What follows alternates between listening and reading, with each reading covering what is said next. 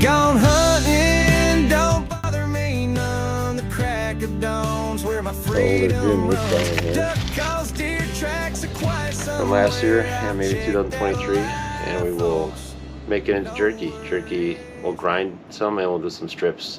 If we have leftover steaks or leftover old tenderloins, I guess we'll have some nice juicy jerky, turn that into some jerky, and we'll show you how you do it and the process we go through.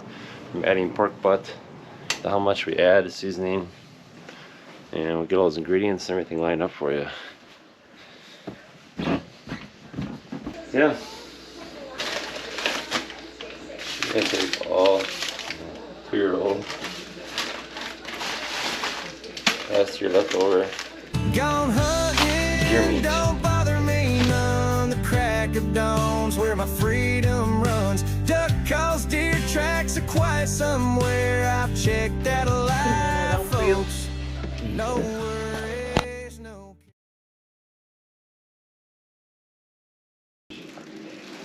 The unwrapping and getting ready preparation has begun. Clean out the freezer. Take your old deer meat. Get it all in a nice big bowl there, or whatever you got. We try to get a 12.5 pound batch at a crack. So I'm hoping to do 2 batches at 25 pounds. And some jerky strips too. And I'll go to the store right now and I'll go get a pork butt and I'll show you what I buy and how we cut it up and grind it. So all you need is a regular pork butt. And we got one that weighs 9 pounds.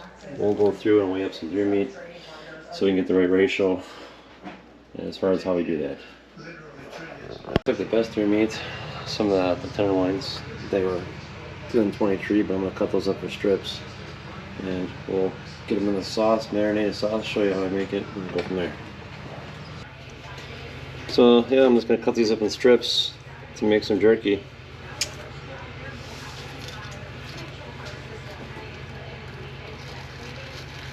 I gotta get a battery from there. About a 1/4 inch thick is all you really want them.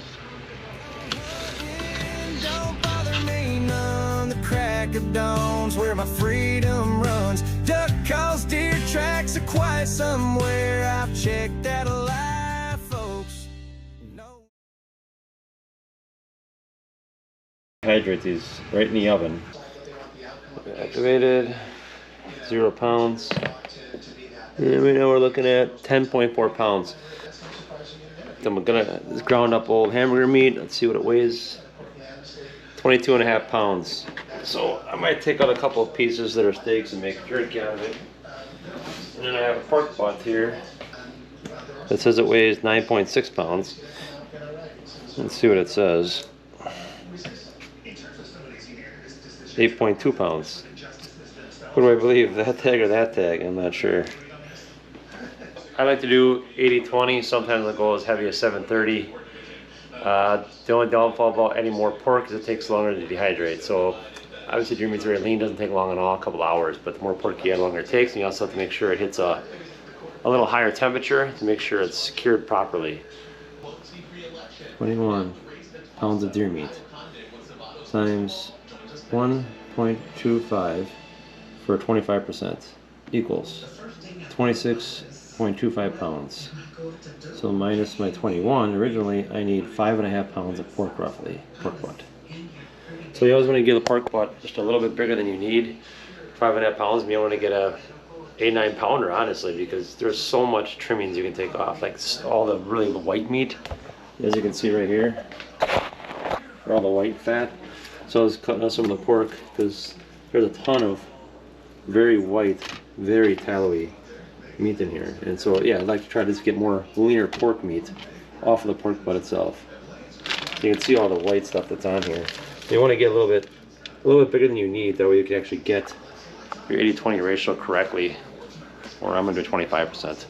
Get a little bit more pork, hopefully a little bit better flavor. See, I'm in the process of cutting it all up, trying to get out some of this fat. You can see lots of fat there. Trim it up a little bit. Try to get some of the fat out of it. I mean, there's a ton of fat in these pork butts. Now let's cut up in smaller pieces. Get ready for the grinder. The crack of dawn's where my freedom runs. Duck calls, deer tracks are quiet somewhere. I've checked out a lot, folks. No worries, no. Very, very fatty. What we've been doing, using some Worcestershire sauce, soy sauce, and our seasoning of choice to do our strips of jerky. Get those soaking while we're getting the other stuff ready. You need a bigger one? No, I mean, just enough to soak the meat. Well, I don't know how much this big this is. Probably use one of these for sure. So I use 1 cup soy sauce, 1 cup Worcestershire sauce,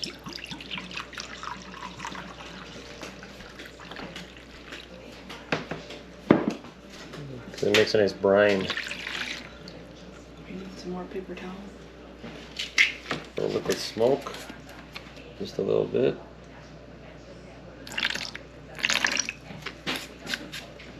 Some seasoning of your choice. I'm going to use some buttery steakhouse.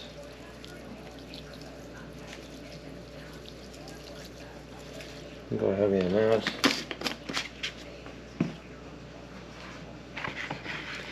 Take a little brine out of it. And then I'll start to slowly soak my deer meat in. It's just that simple. And you gotta let that soak for a couple hours.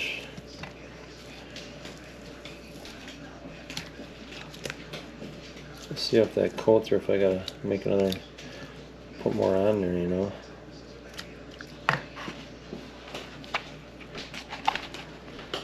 Let's see here. Oh yeah. The brine looks like it's coated there good over top of everything. So yeah, that's perfect. Spatula kind of flatten it out, make sure it's all soaked in the juices, right, honey? The cover on the hood in the refrigerator in that area.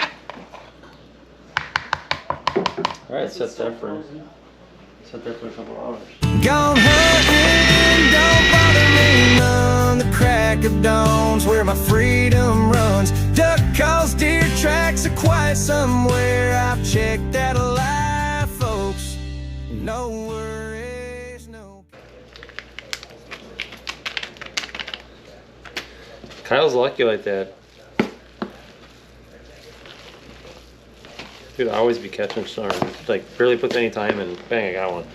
They raised one other fish this morning, and I guess it bit Carson, but you can look at it.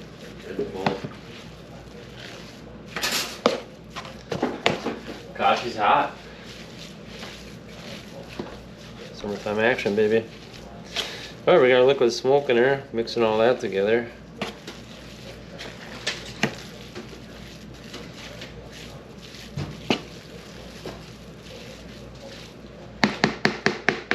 Now we're going to add,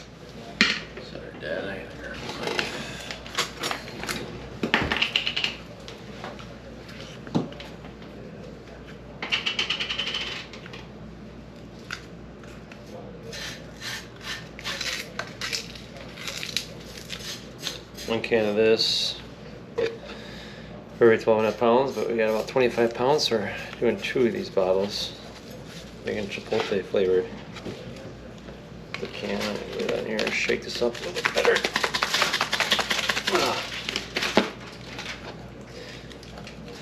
It's amazing how much seasoning you put in.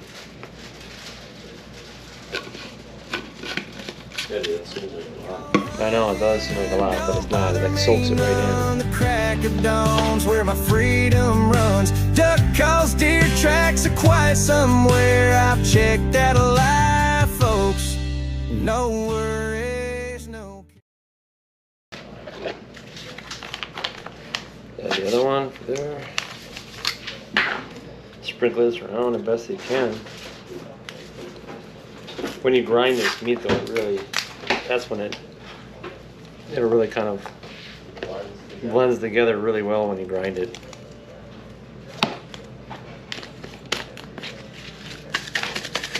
Break the chunks in it. There's a note on the fridge with my pen scratching. Sprinkle the rest of this in.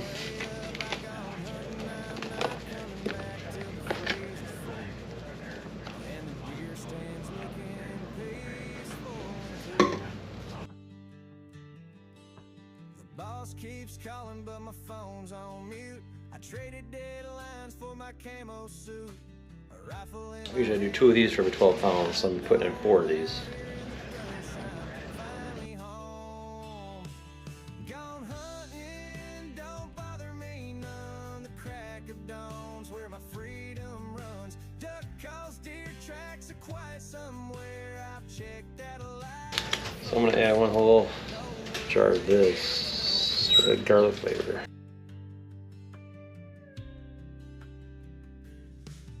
Alright, so we've got our pork, all of our seasoning mixed in, our cure, barbecue sauce, chipotle flavored seasoning, garlic. We are now ready for the final grind. No emails, no meetings, no city buzz. Just a snap of a twig and the world as it was. I'm married to the land with a hunting call. I love her crickets, coyotes and all. Gone hunting, don't bother me none. The crack of dawn's where my freedom runs. Duck calls, deer tracks are quiet somewhere. I've checked out a life, folks. No worries, no care.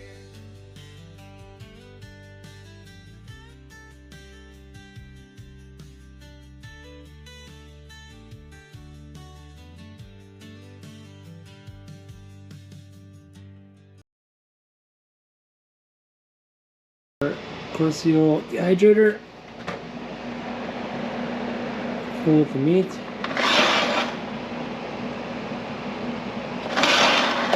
All trays are filled up. Set it at 164 degrees for 3 hours. Both turn on this American Harvest. Dehydrator. All the trays are also filled up, the same amount of quantity of deer meat. Also set at the same time, going for 3 hours. And the stove, lowest I can get it to go, is 170 degrees. I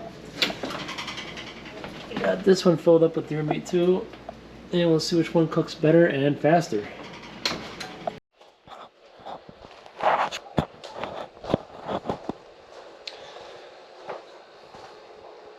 Okay, after about 3 hours, the actual dehydrator, won the battle. I accidentally deleted some footage, but either way, this dehydrator right here worked really good.